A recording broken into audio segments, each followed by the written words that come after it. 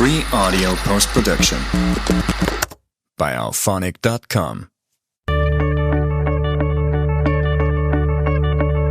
Welcome to Your Family Dog, a podcast dedicated to helping families love living with dogs.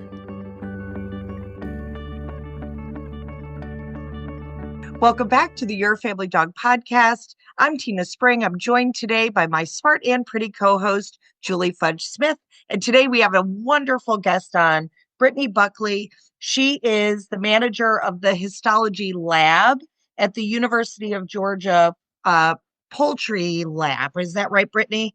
Poultry Research and Diagnostic Center. Perfect. And today we're going to talk about bird flu or avian influenza A or H5N1 and why it matters to you. So we're so glad you're here, Brittany. And this whole conversation, this whole recording today started with just a side conversation Brittany and I were having yesterday, and I was riveted and learned a bunch of new stuff. So I thought this would be good for everybody. So welcome to the show. Thank you. I appreciate you giving me the opportunity to talk about it because I keep getting asked about it when people find out where I work. So. All right. Well, Brittany, thank you so much for joining us. One of my first questions is I've always been curious about the categorization system, the HN system. This is an H5N1. Could you just explain for us what H and N is and what that categorization means? And is it something that we need to be aware of, or is there a takeaway for us from that? So the H is just, those are designating the type of proteins that are in this virus that are detected. So the H stands for hemagglutinin. I'm probably gonna butcher these words. The N stands for neuraminidase. And I have a paper that I'm going to link for you guys. So if people want to look up at this information, they can look at at it, and they could just see the whole history of these viruses and their subtypes. But basically, this is just designating what proteins that they detect with this individual virus. So you have like an H7s, which have a different protein, and H5s are a different subtype with different proteins, and H5N1 that's the first of that subtype. Right. So there's H5N2, which is a different, I'm assuming, mutation. Would that be a different mutation? Yes. Basically, these are mutations of the proteins. They have different proteins within them. And what you have to think about viruses kind of as little machines that they can't reproduce on their own. So they want to take over the cells of their hosts to use them to produce more viruses. So they all have different proteins because your cells have natural defenses that prevent things from entering them.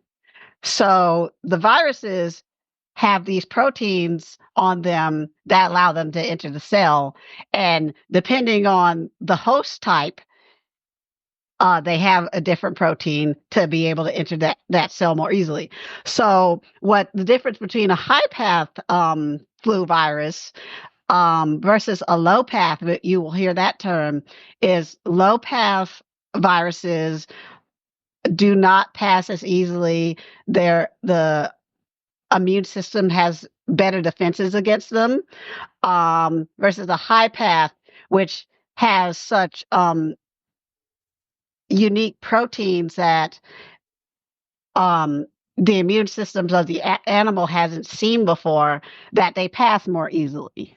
So that seems to me to be one of the reasons why there are certain flus that can cross species and other flus that can't. It's because of the protein structure of that particular flu, whether or not any given species has a resistance to that particular flu virus.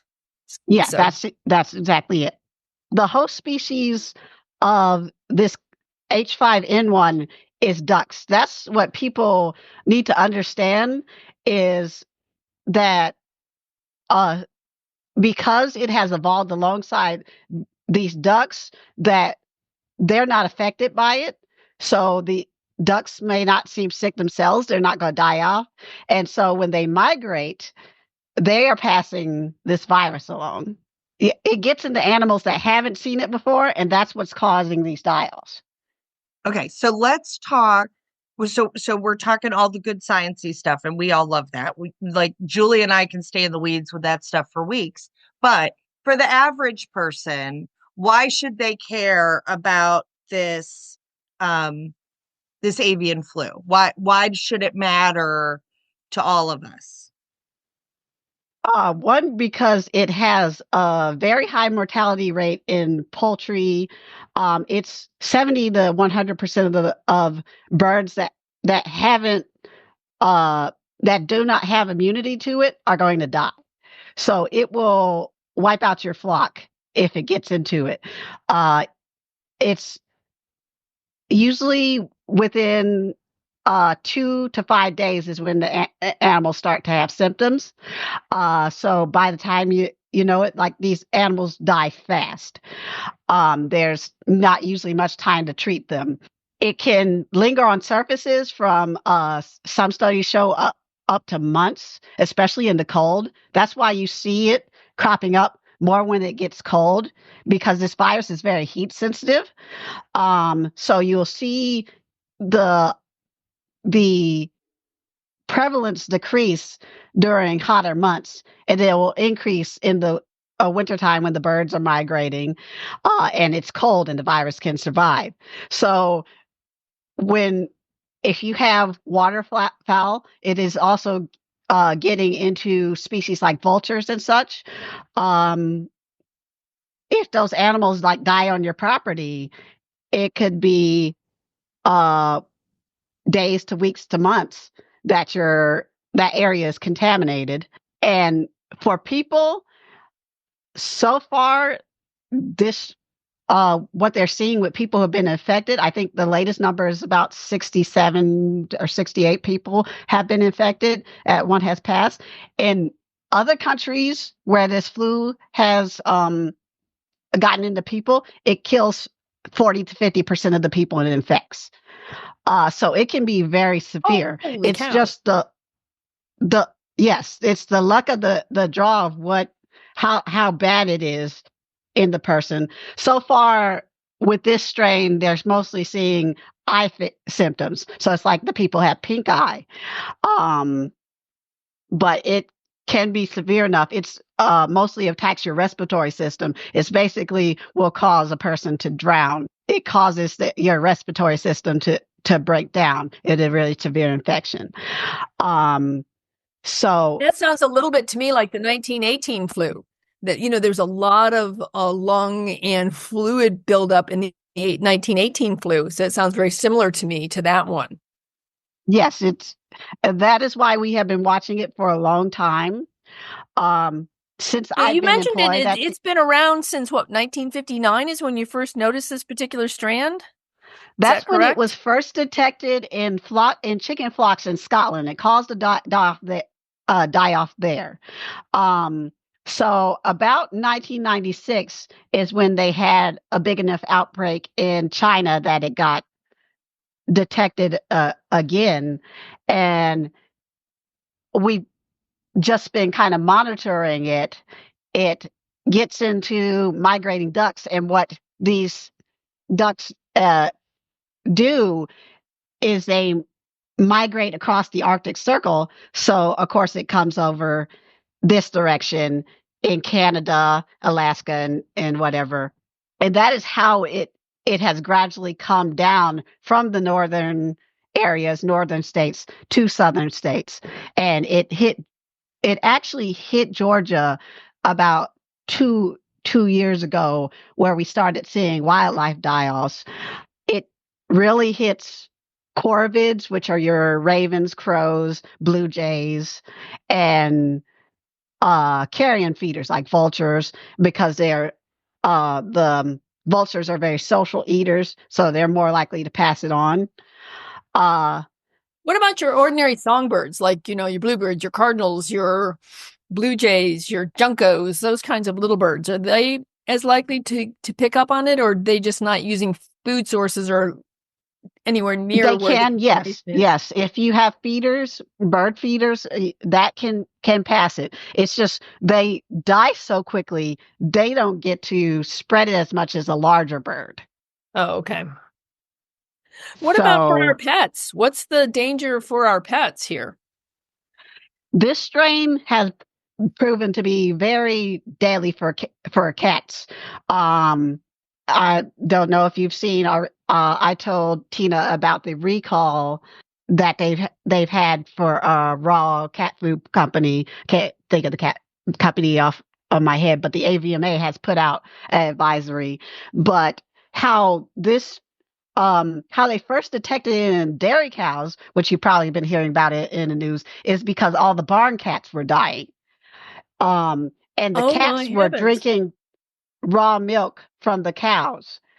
It has killed cats that big cats at zoos. It's also it's deadlier towards mustelids like ferrets and mink. It has caused die-offs in mink farms. So if you have something like a ferret, um, you don't want to be giving them like raw food or uh, r- um, raw milk. Um, thus far, we haven't been seeing a lot in dogs, but it is possible for any animal to get this. They've detected it in wild animals like coyotes and foxes and stuff. We know canines can get it. We just don't see severe symptoms.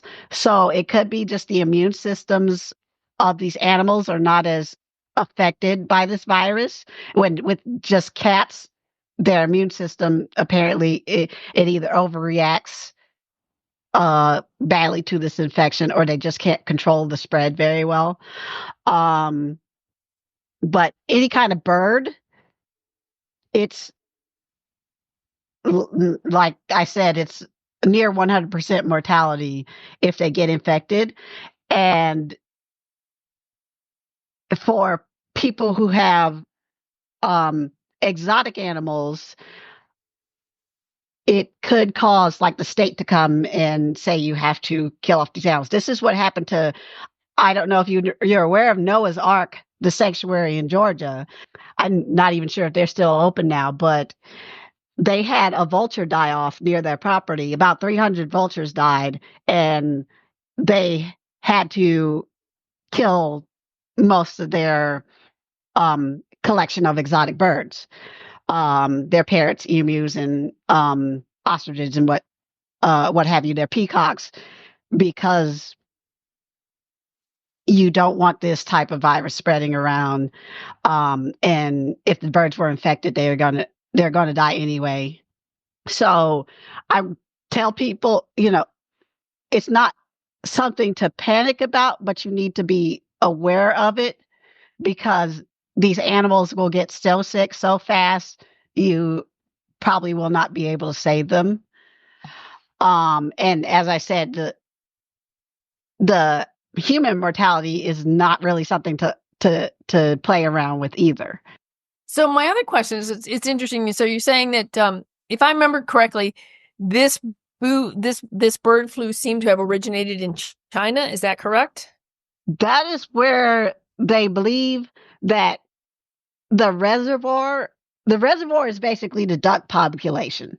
That's Right. the species that has evolved alongside this virus, because viruses, it's not good to kill off your host if you're a virus. Right. You can't reproduce anymore.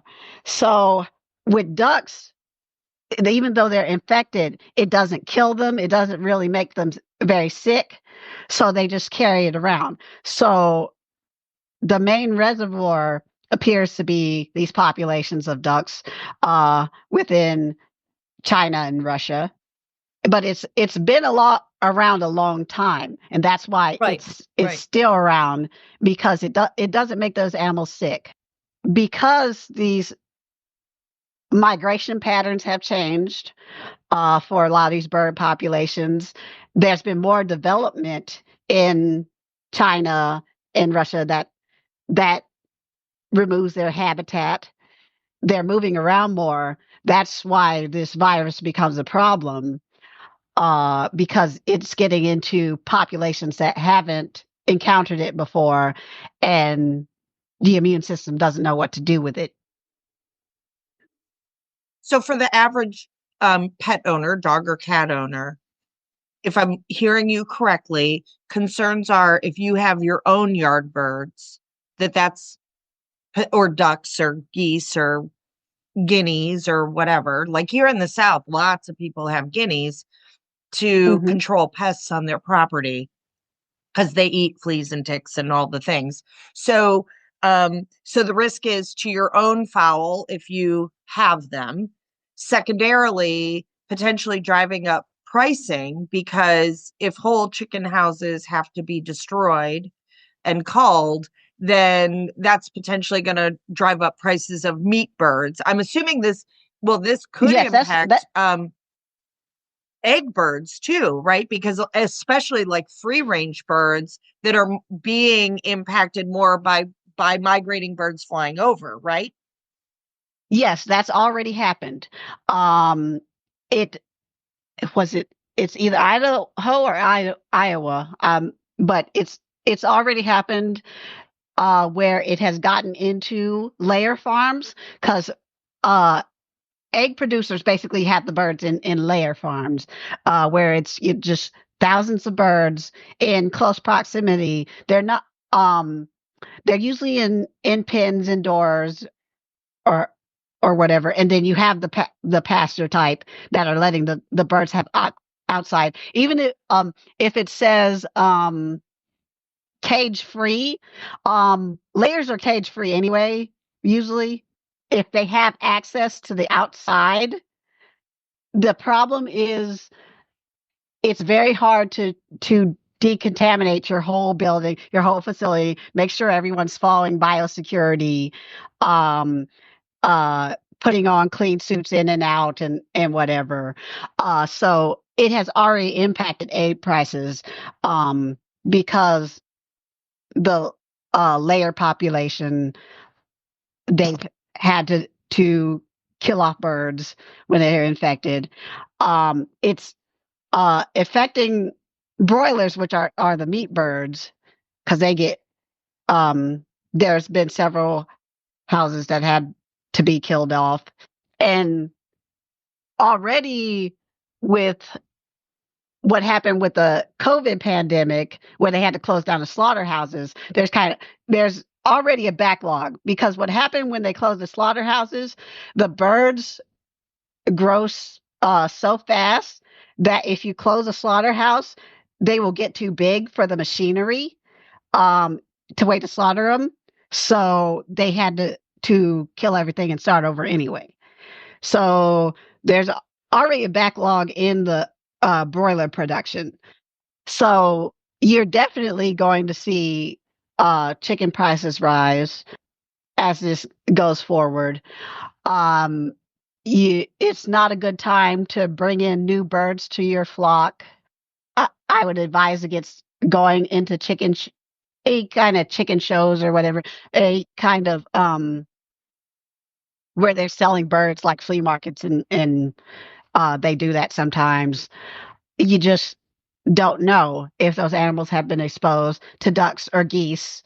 And because there is a couple days where they won't show any symptoms, it's risky. And if you have birds at home as pets, or in your flock yard, you don't want to be kissing all over them or whatever. Just for your safety.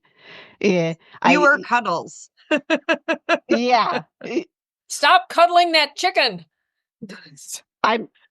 you want to wear personal protective equipment when you're slaughtering chickens. If you kill your own birds, because um, this is how people have been infected generally, is that Well, they are that what either was I was going to ask you, because when the little bit of research I did, last night in preparation, said it's not foodborne. So if you ate a bird who had been impacted, it's not going to pass it on to you. So that's what I kept wondering, is how all these people are getting infected. It turns out it's everyone kissing ducks on the lips. well, it's more on the virus is in their feces, and in their Oh, nasal that's a secretions, totally different story. and that their respiratory system. So it's generally on the outside of birds. If you've ever seen ducks, they are kind of dirty animals. Um, I lived near ducks, and it was a mess. They poop all in the water. Their feathers get everywhere, and it's more on the outside of the animal. So when you're killing the animal, that is a high chance of getting contaminated. So you want to wear a mask or whatever, just because the birds um feces and stuff, it's going to be on the animal. So my question for you is, what about like Canadian geese populations? Are they showing signs of bird flu? Because it seems to me that at least where our cottage is, we have a certain number of resident geese, but we also have transitory geese. We have geese that come through. I'm in Ohio, from north moving south. Some of them migrate here during the summer or during the winter, and then they leave. So we've got these influx of birds coming in and out of Canada and from the south and from the north. Are Canadian geese a significant purveyor of this virus? I would because they have found this virus in pelicans. They found it in all kinds of waterfowl. It's basically any kind of bird that gathers in large social groupings is really at risk. Right now, there's a snow geese die-off that's in the news. It's in Pennsylvania, where hundreds of birds are dying, and they're having to cull whatever is left just to try and stop it. So I haven't seen much with the Canadian geese, and it's possible that, like ducks, they've encountered this virus enough that their immune system is it copes with it. So they're just not they're not dying, but they could still be infected. So then you get to be careful of when ducks are on your lawn and they're defecating on your lawn. It's the feces that you need to be careful of then. yes. So you want to keep your animals away from migrating animals. If you have to scare them off, it's just you can't really tell, because these ducks, they don't get sick. And by the time you find dead animals on your property, then your animals are probably going to be infected. Right. So I don't have cats. I have dogs. So keeping my dogs away from one of them loves to chase the geese across the lake. So we tried to prevent that because she gets exhausted. So keeping them away from goose feces. If your dog or your cat should be exposed, unfortunately, to these feces, what are some of the things that you need to be looking for that might indicate that your animal needs some help? Well, it's a respiratory virus mostly. So it would be labored breathing, it'd be nasal discharge, it'd be lethargy, running a fever. There's there's several viruses that are going around. There's a canine flu. There's it's just probably more noticeable in cats now because they're less likely to be exposed. With dogs, we take them out places. We go to dog shows and things like that, and that's generally how they encounter these viruses. But usually animals, they will go off their food. And there's testing, so veterinarians can test for this now. And I would definitely, if you see any symptoms like that, I definitely bring that up to your veterinarian. Tell you want to see if you test for it. Are there But there's treatments for been this at all, or is this just? I mean, there's no viruses. Like you can't take an antibiotic for a virus, right? Do antivirals work against this, or are we just talking about supportive care? from what I've seen with the cats is they're doing supportive care. Um, I'm assuming there would probably be um antivirals available. It kind of depends on what your veterinarian has access to.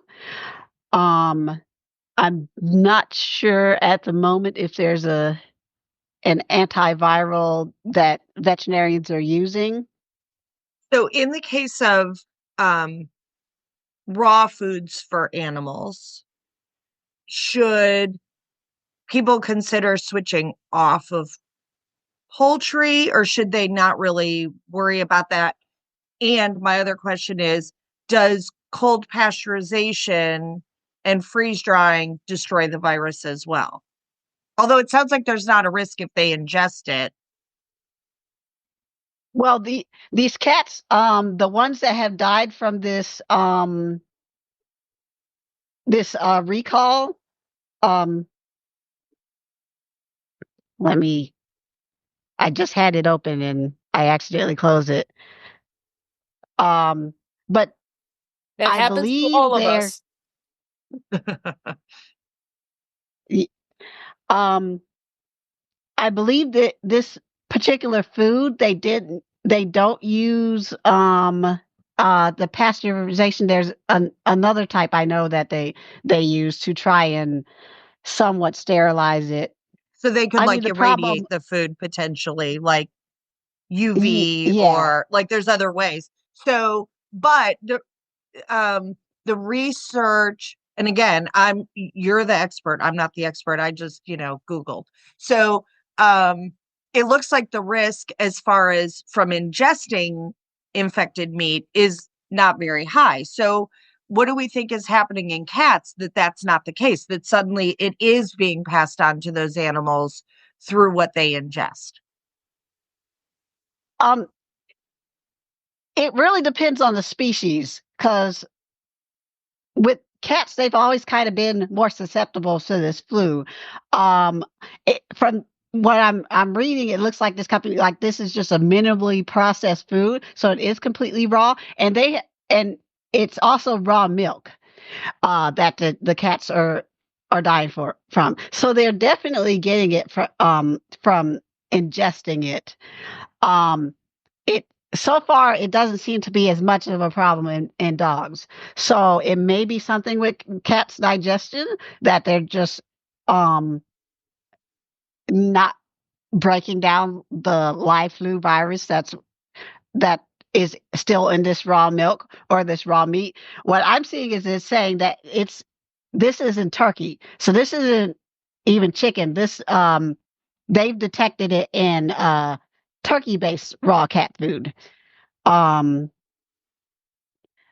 so this is from what I know about raw food. I don't feed it to my animals, but they're pretty much grinding up this meat.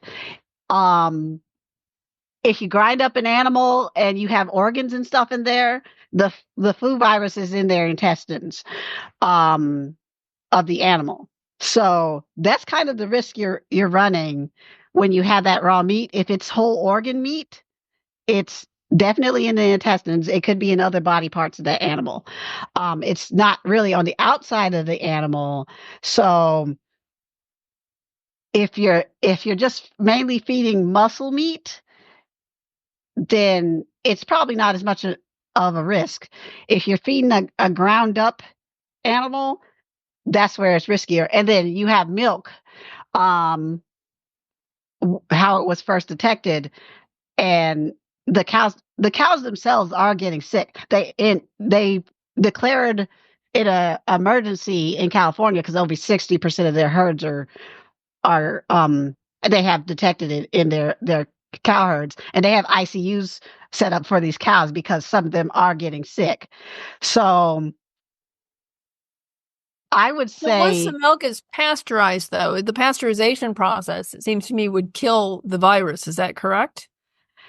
yes, they find parts of virus, but it's broken down, and so far it doesn't seem like that's a risk.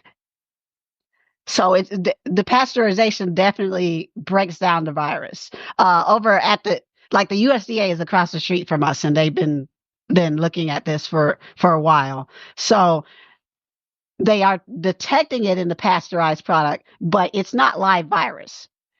Um, so if you're gonna use milk pasteurized, or like, I'm not going to tell anybody to not drink and use raw milk, but you better know who you're getting it from, that they are keeping their cows away from birds.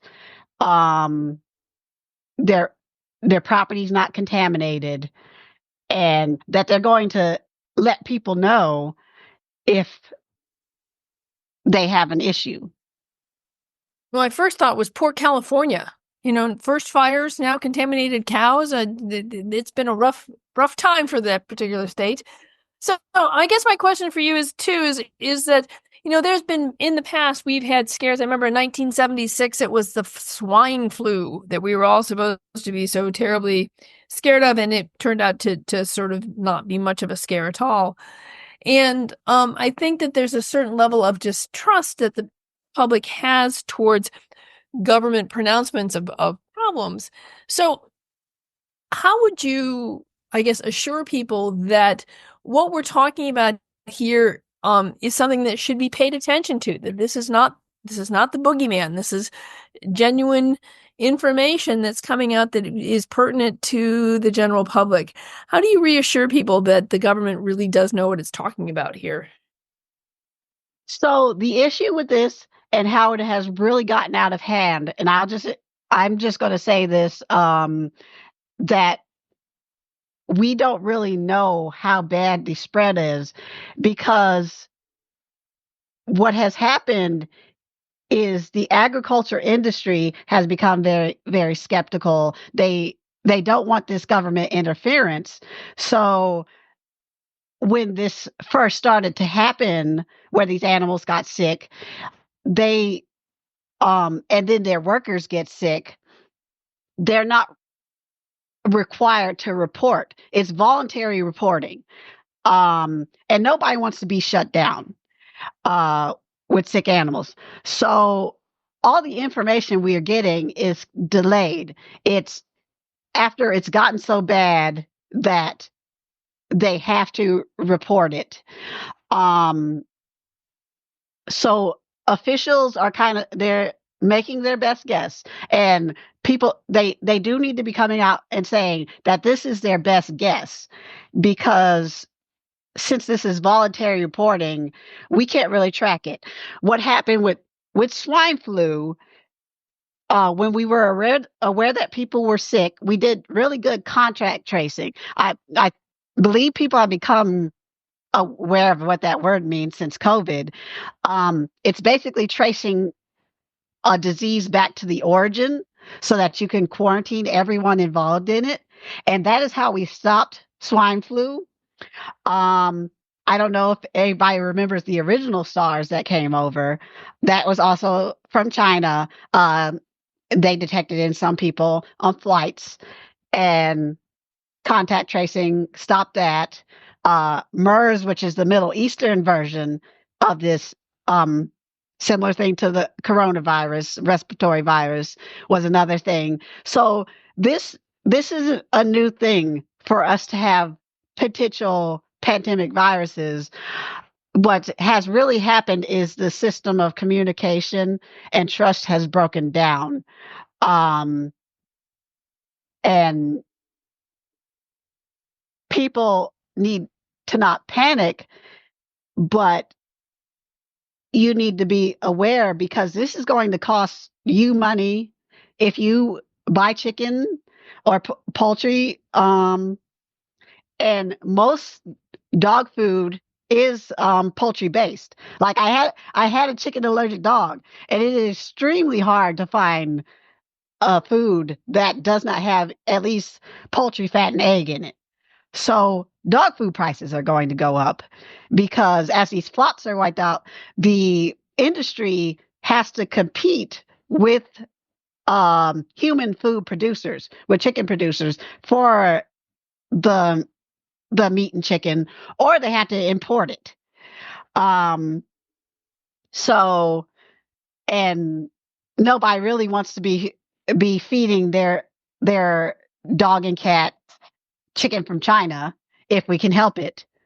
So it is important to be aware of that's why these things are happening, and to also protect yourself, because if people get really sick with this, the main people who are going to get sick are the same people who got sick with COVID. It's the people who have to interact with the public routinely, like service workers or whatever, and it will be the people in the hospitals. And it will cause emergency rooms to fill up. It will cause labor shortages. And so it will be harder for you to get care. And it will cause people to be out of work, of course. So at the moment, we are hoping that it doesn't spread but between people, and it stays like this mild. They've only, so far what I've seen, they've only had the one death. But they have had at least one case in Canada where it was not someone who'd been recently in contact with birds or dairy. They're not sure where this person got it. So that speaks to the possibility that it could be transferring person to person.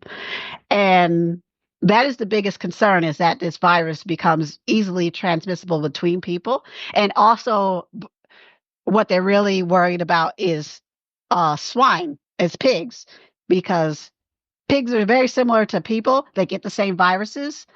And when those viruses meet up in the same animal, they exchange genetic information. So you could get, like, if you got a cold virus that's human transmissible in a pig, and at the same time that pig got bird flu, those viruses could interchange genetic information, and you could get a highly transmissible bird flu. And that is what we are most afraid of.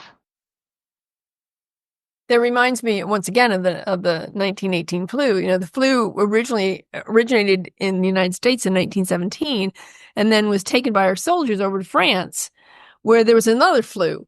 And the reason it was called the Spanish flu was because Spain wasn't involved in World War I. It was the only country that was giving out population statistics based on what was happening with the flu.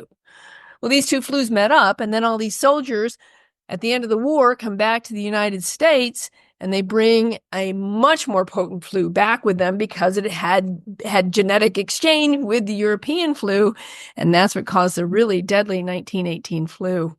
So this is not an uncommon pattern you're describing. This happens a lot, and you're absolutely right. No matter what the parasite or whatever may be, it doesn't pay to kill your host. It pays to become more contagious. And I think we've seen that with COVID.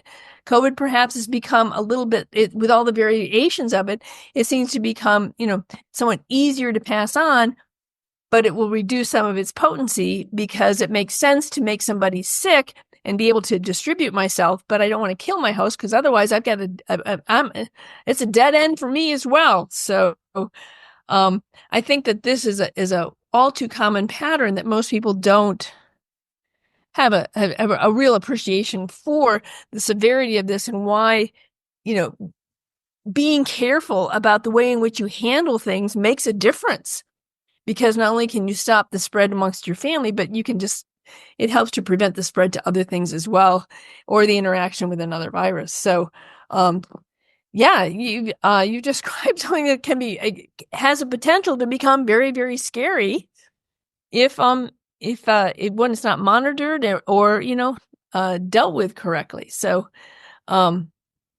you've given us a lot of really good information here. Tina, you got any questions here?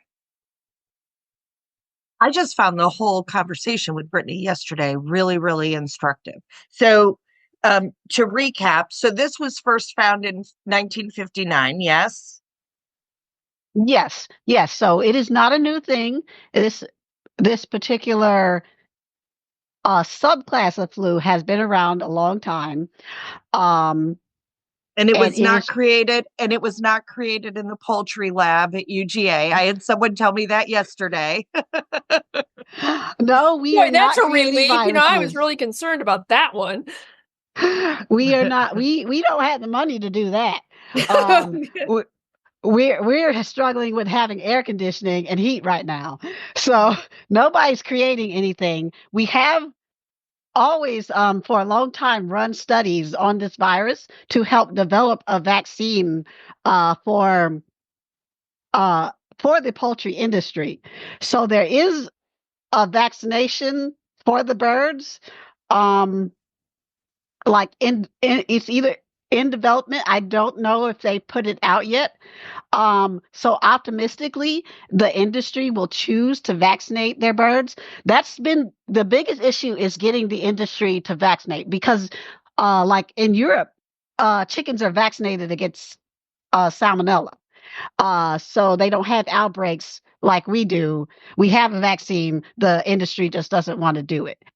And I'm assuming that this is also something that's rife for research on like phages, where we can give the virus a bacteria that makes the virus sick, so that then it's a different mechanism to try to manage the disease as well.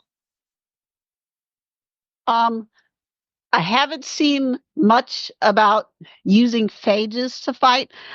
Kind of the thing with treating this virus is you you got to get people to spend the money to do it.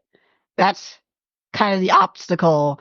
And with the poultry industry, because individual birds are so cheap, they kind of rather just start Right. over.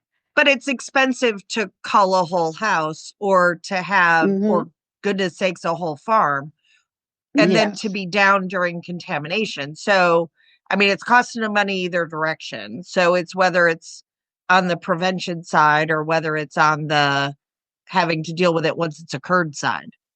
My question is, how do you vaccinate a bird? Is this, can you do it through like an oral vaccination where you put the medication in their feed, or do all these birds have to be individually injected? How do you vaccinate a bird? They can vaccinate the eggs.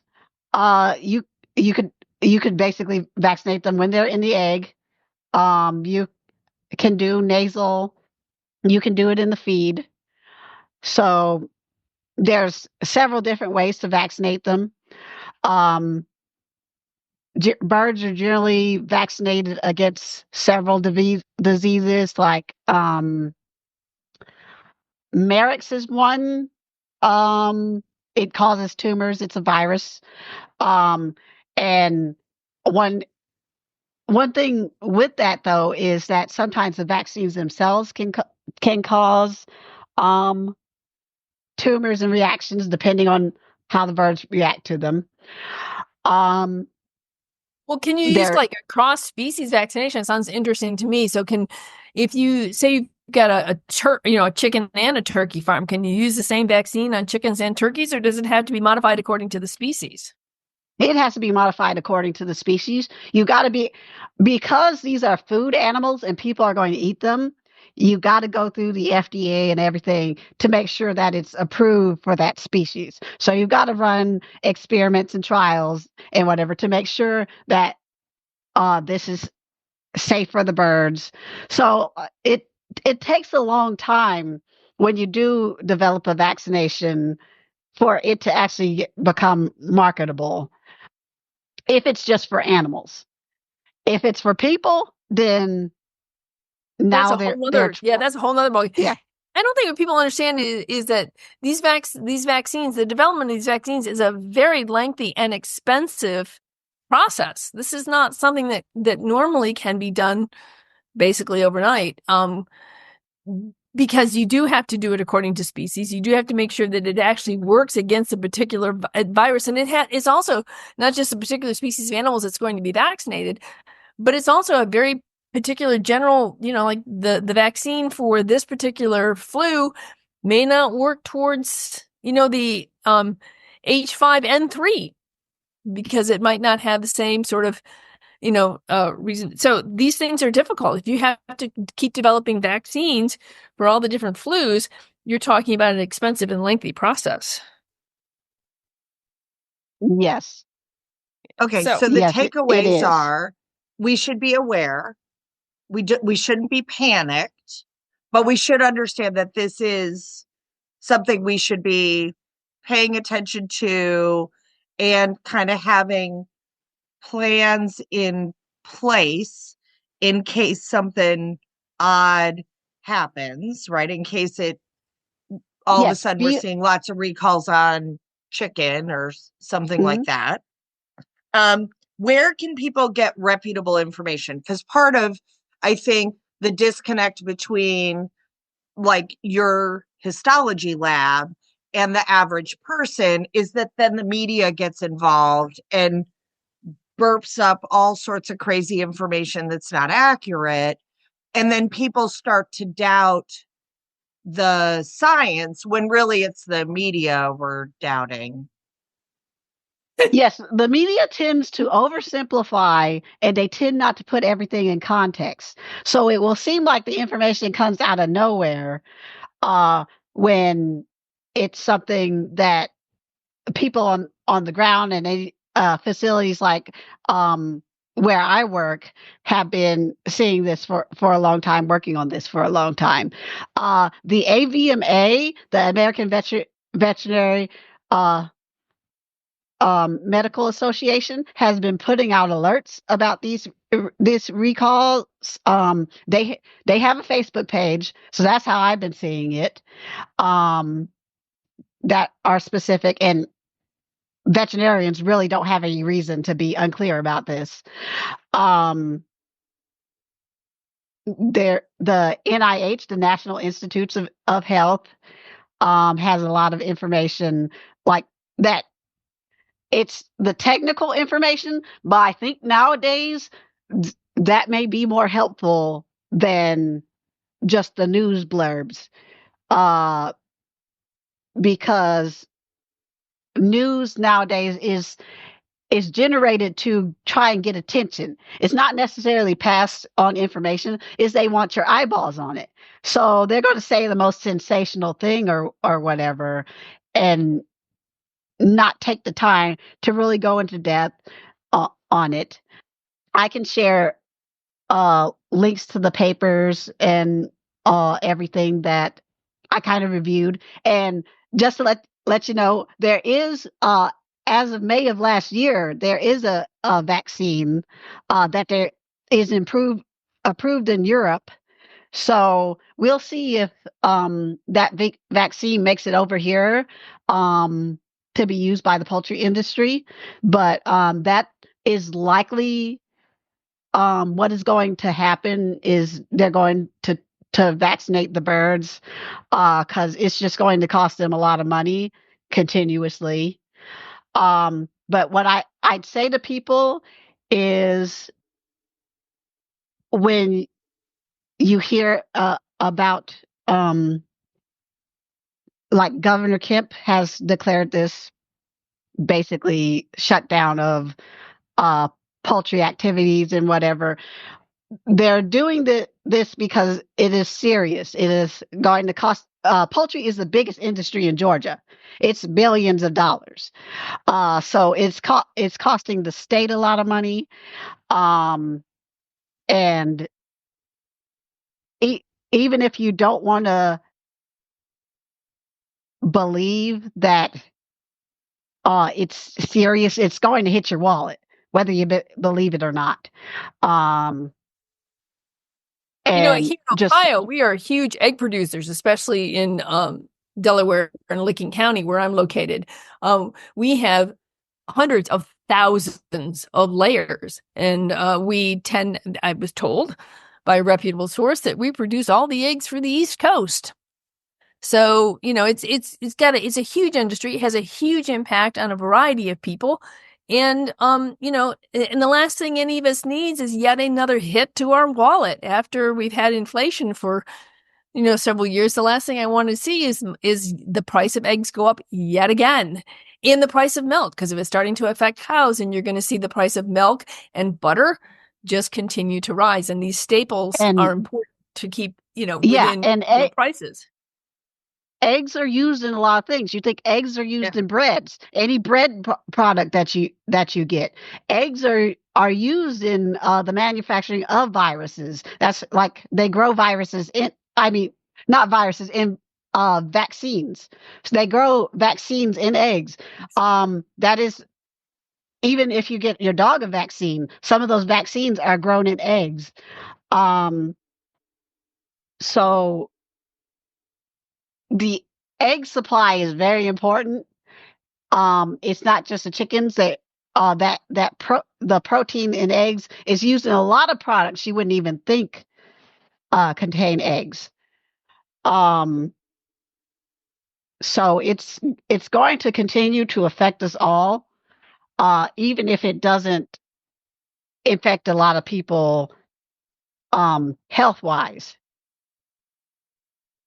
And of course, if you have a pet bird or a pet cat, it um, it could cost that animal its life if they get infected, um, because veterinarians do not really have experience treating this. Most of them are going to go for something supportive, and you have to kind of hope that they live. I just saw a guy is suing because 3 of his cats died. He's suing a producer of raw milk because 3 of his cats died at a veterinary clinic. So it's going to cost these industries too if people sue because their animals pass away.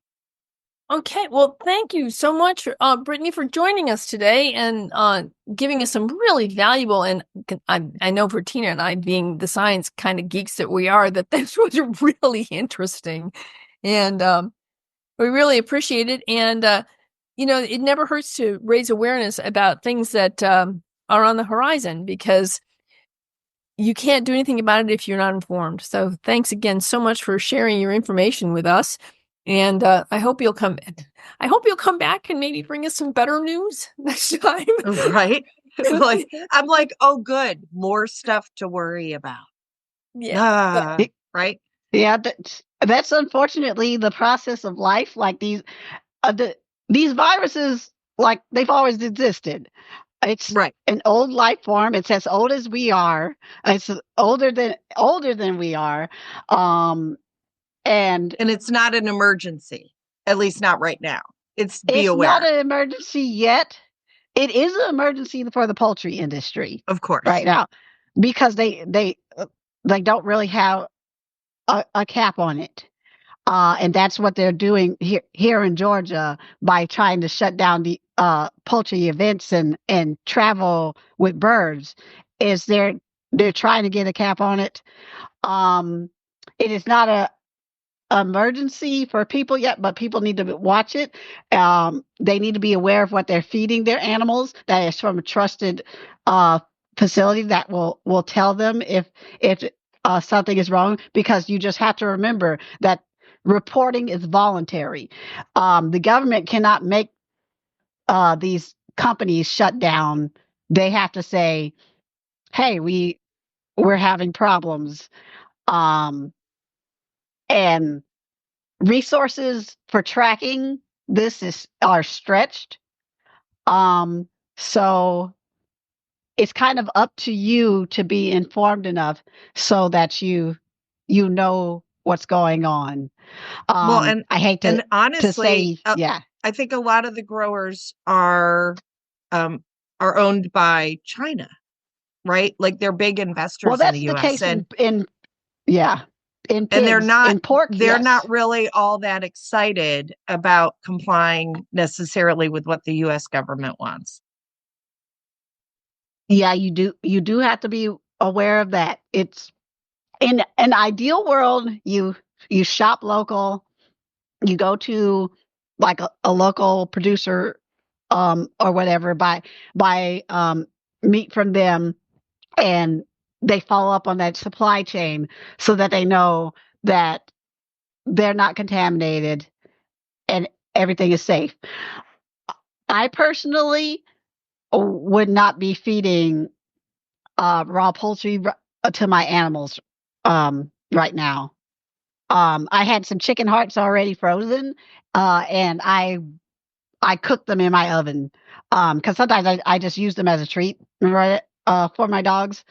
And so I went ahead and cooked them just in case, because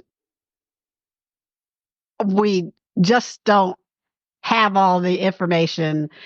If your animal gets sick, the veterinarians don't really have experience with this. Um, so to me, it's better safe than sorry. Absolutely. I mean, Yes, absolutely. being aware helps me navigate. Because honestly, every time I turn around and there's I get the AVMA email every morning, and I haven't really paid much attention to the H5N1 stuff. I'm like, that's about birds. I don't have yard birds. But you did definitely yesterday ring my bell of like, oh no, this is something I need to pay attention to. Yeah. So, okay. Well, once again, thank you so much for joining us. And hopefully you'll be able to come back in not a too terribly long a time and tell us that there's a wonderful new vaccine now available for our bird population. And well, yeah, thank you for letting me. Like, I like trying to explain this because I understand that people don't have time in the day to gather all this information. Because I work for a facility where we have a researcher and for a pathologist who gets called out when these birds are sick, or like I'm just always aware of it because of my job. But I like having the opportunity to tell people to try and so that they don't panic, but they're aware. Because you don't want to get caught off guard with it, because it'd be I'm sure for that guy who right now who's suing over his cats, that's devastating to think you had something safe and to accidentally kill your animals that way. And that's not something people should go through. Most people operate with the assumption that the food that they purchase is safe. And so if you're feeding raw, you just need to be aware. And if you see dead birds in your area around, report it. Report it to the Department of Agriculture, or I think the CDC may have a number too, but definitely the Department of Agriculture. You see, even if it's songbirds or whatever, it could be that there is bird flu in your area, and they will definitely want to know. And it gives us a better idea of how far this has spread. Hopefully, over the summer when it gets hot again, we'll see the instance die down. That's what the industry is hoping for. But yeah, right now, while it's cold, while birds are migrating around, it's higher risk. okay. All right. Well, thanks again. And we will see you all next time on Your Family Dog. Thanks for listening to Your Family Dog. Got questions? Interesting ideas? Visit www.yourfamilydogpodcast.com to share your thoughts.